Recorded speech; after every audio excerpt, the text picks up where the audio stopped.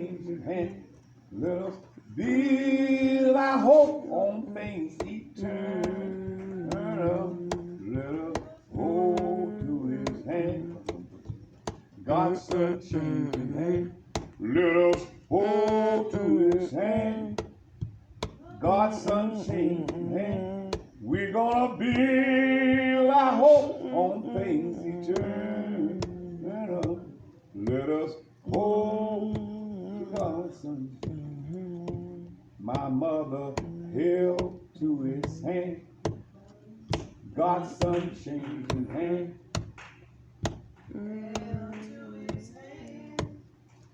God's unchanging hand. Oh,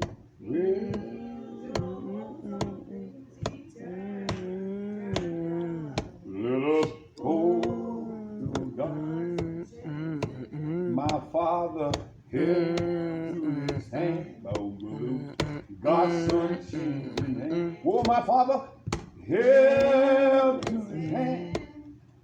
God's unchanging hand. Build our hope. Bless the Lord. Let us hold to his hand.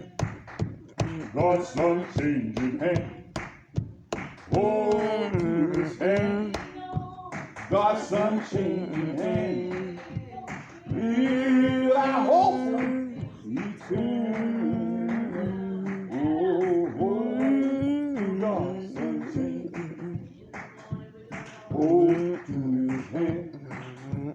God's unchanging hand. Hold to his hand. God's unchanging hand. Let us build our hope. Things eternal. Oh, to God's unchanging. Let's say amen. So let us hold to who hand? God. Y'all say that a little scary. Let us hold to who hand? God's unchanging hand. This is on the temple, saints. This is on the temple. Every day is getting temple and temple, getting less and less. Every day of our life that we live, they're getting temple. And people holding on to everything else except God's hand. And I hope that they get there, and we pray that they get there. And we pray that, just like we wasn't there once, so we have to pray that they get there, if they would accept it. You know one thing I learned when the scripture said the grace of God has appeared unto all men. You know, hold it to his hand. It's something when you got to hold to God. It's a lot of denial. It's a lot of sacrifice. It's a lot of giving up yourself to hold on to his hand. Because self will tell you all kind of stuff. Self will tell you, you got to do this, you got to do this, you got to do this. And somebody, I was talking to somebody the other day. Last week I was talking to a young lady. And she was telling me, she said, you know, Pastor Green, she said, you know, I don't have no excuse. She said, my bag is full of excuses. You know, people always got excuses. I got this, I got to do this, I got to go this, I got to do this. Which all our life run through excuses. She said, you know what? She said, my bag of excuses is overfilled now. Everything else is so full of excuses. We got an excuse for everything else. If you tell a person, but say, I got an excuse, I got to do this, I got to do this, if you suddenly die, what that excuse gonna do for you? You can't fulfill that excuse. Paul said, old man, thou what?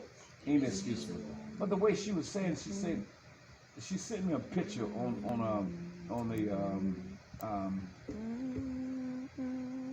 the text, and it was a big bag. And on that big bag said called the excuse bag. And all the things, the bag was so big and so full, and the lady that was holding the bag was trying to put some more in the bag. And the bag, she said the bag, they had on the bag, the excuse bag. People's bags and got so full of excuse, they can't get no more in there.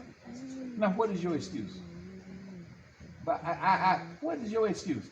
Well, what is your excuse? Excuse is a thing that the enemy give us. We have excuse debit cards. We have excuse. all throughout the day, what excuse do I have? What excuse do I have not to give God some time? What excuse I have not to pray? What excuse? But you know them same excuses we use them excuse to do what? Benefit who? Ourselves. Wouldn't it be good if you had a bag full of no excuse? But life is full of excuses. And we allow the devil to pump us to get those excuses. And on that bag, I never seen nothing like that. With a big, she had a big bag, like them big bags, shopping bag, with a shoulder on the bag, and they called the excuse bag. She said, "I just want to share this with you, Pastor. I want you to." She said, somebody said it to her, so she said it to me. And I asked her, I said, "What's your excuse?" She said, "I'm gonna stop having so many excuses." She said she's gonna stop having excuses. She said, "I'm gonna stop having so many." People can get all kind of excuses when it comes to God. I'm serious.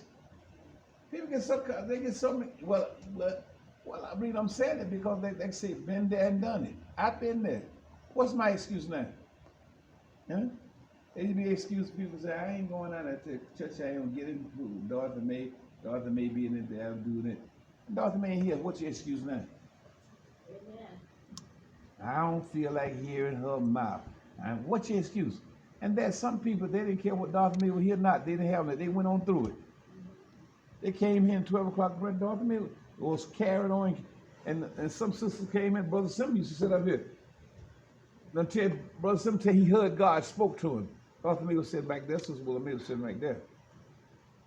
Brother Sim said the Lord spoke to him just as plain. He said that voice just rung out to him. And Sister Dorothy was sitting over there with Sister Christine there. And Sister Willa May sitting for Sister L.A. And the voice just rung, said, "You are welcome into the kingdom of heaven." Woo wee! Suppose Dick had an excuse I wasn't going to 12 o'clock prayer because I wasn't going to 12 o'clock prayer because I ain't going down that fool with sister. I'm going to stay saved. But the Lord gave him a revelation and sent his word to it. His word to a Dick. And Dick came over to my house trembling. And I hadn't got out of work until about 1:30. Deke sat there till 1:30. And he said, "Bro, I know you're going and take a little rest, but let me speak to you before you go." I said, "What that, Deke?" He said, "I heard a voice in church today." He said, "The voice told me